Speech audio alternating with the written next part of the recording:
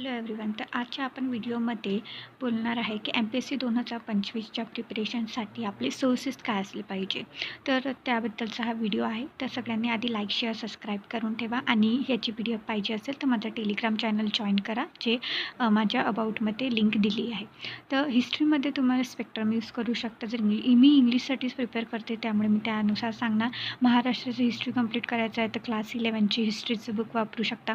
Then जॉग्रफीसाठी class 11th and 12ची NCERT must आहे आणि मॅपिंग करणं गरजेचं आहे. आणि पॉलिटीसाठी लक्ष्मीकांत आहे, याची चांगली रीडिंग करा. आणि लक्ष्मीकांतचंच एक MCQचं बुक येते, ते पण तुम्ही म्हणजे चेक करायसाठी किंवा जास्तीत जास्त रिमेंबरिंगसाठी क्वेश्चन सॉल्व करण्यासाठी यूज करू शकता. एन्व्हायरमेंटसाठी तर जास्त क्वेश्चन येत नाही, पण PYQ मस्ट आहे. आणि तुम्हाला काही सोर्स माहीत असेल तर एन्व्हायरमेंटसाठी सांगा.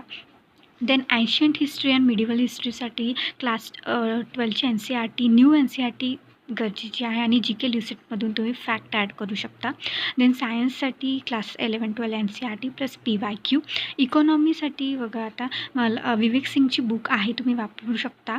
आणि बट कन्सेप्ट क्लिअर करण्यासाठी तुम्ही क्लासेस लावले असेल तर त्याच्यातून व्हिडिओ लेक्चर्स वगैरे बघा.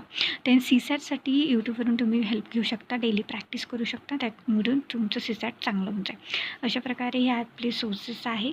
तर नक्की फॉलो करा. आणि नेक्स्ट व्हिडिओमध्ये आपण मेन्स आन्सर रायटिंगची कन्सेप्ट बघूया. म्हणजे डिस्कसमध्ये असलं तर काय लिहायचं, देन एक्सप्लेन असलं तर काय, तर असे सगळे शब्द की फॅक्टर्स आपण डिस्कस करणार आहे नेक्स्ट व्हिडिओमध्ये.